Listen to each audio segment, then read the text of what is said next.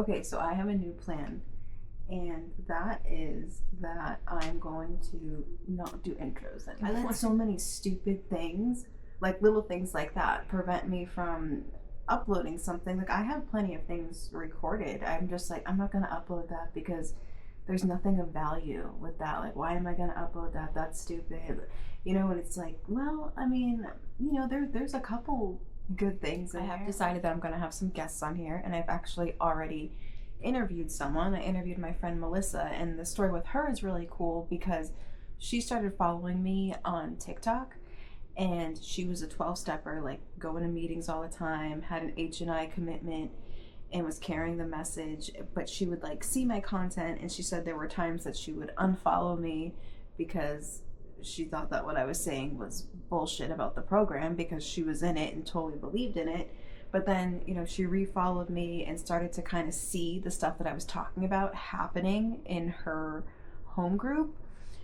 Anyways, long story short, she's no longer in the program, but I thought having her on and hearing her story would be super cool. But we recorded it in like 2 different pieces because the call dropped because I did it through Skype. So I just gotta put those together, make a thumbnail, and upload it. So I think that'll be really cool to have some people on here. You know, I definitely want more people sharing their story and their experience. And there are a lot of people, you know, a lot more people talking about this. You know, I was just on Bobby C's podcast, then I was on another podcast last week called Group Think. And that was cool too. Like, more people are, you know, spreading the message, and we really need it, because I don't know if you've seen RFK's plan with these wellness, what did he call them? Not Fox 25. Fox 25 is the news we have here, but it's a Fox News article.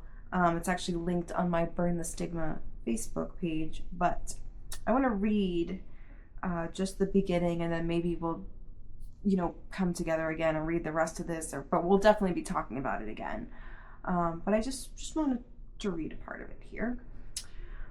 Kennedy himself struggled with addiction when he was younger, including to cocaine and heroin, which he has spoken about publicly. He has heralded his faith and commitment to Alcoholics Anonymous' 12-step program as his saving grace.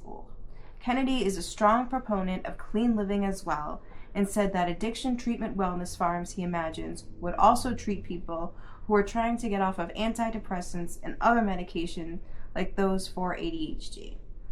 Wellness farms are not an entirely novel idea.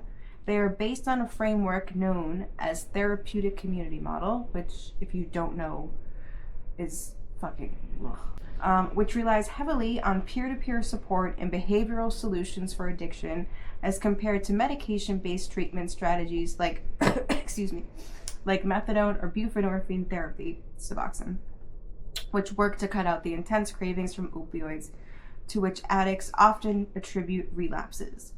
Many in the medical community, including researchers at the National Institute of Health, consider such medication-assisted treatment to be the gold standard in addiction treatment. AA also warns against the use of medications like buprenorphine to treat addiction.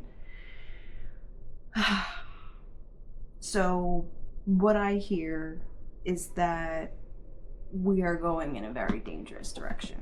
Okay, we are going the 12-step route, which we know doesn't work for most people. We're going the abstinent-based route, which we know doesn't work for most people. And it's really unfortunate because, as we know, most people, I shouldn't say most people, but I should say strong personalities from AA are very similar in the sense that they truly believe that if you want it bad enough, like that's all it's going to take, is that you want it bad enough. That is the secret, right? And then, you know, then you surrender and then it'll work for you. And we know statistically that's not true, right? We know statistically, and let's say that is the truth. Actually, let's back up for a second. Let's pretend that's the reason it doesn't work, is because people don't want it bad enough to surrender their life over to the care of God, as they say in the steps, right? That's still a problem, because that is so most people aren't going to do it that way. And we have other ways that are more successful. So regardless of the reason of why it doesn't work for people, it's still not working for majority of people. So many people, when I speak out about the program, they're like, okay, the program didn't work for you, like just move on, right?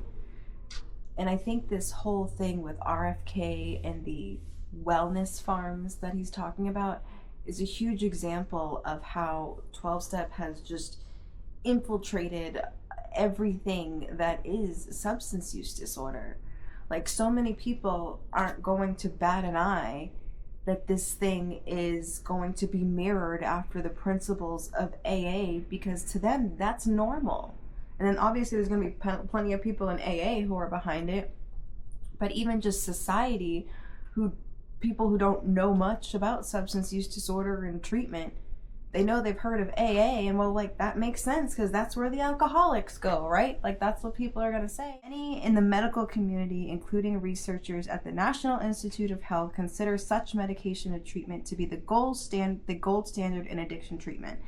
And that's the thing, that it has the highest success rate. Whether, you want to be like, that's not really sober, blah, blah, blah. At the end of the day, it's saved more lives, right? Like, more people have more success with that medication. Are they totally sober? I mean, if you consider that to be not abstinent, then no, they're not.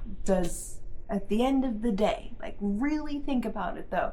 If the person is happy, successful, but yeah, they either, pop a strip under their tongue, or they take their little methadone, who gives a shit, right? Like, who gives a shit? And even if they're not happy, and even if they are still using with their medication, guess what? Having that medication in their system is preventing them, or I shouldn't say it's not foolproof, but it's helping reduce the chances of them overdosing, so that maybe one day they will decide, that that's not for them anymore, but at the end of the day, it's keeping them alive.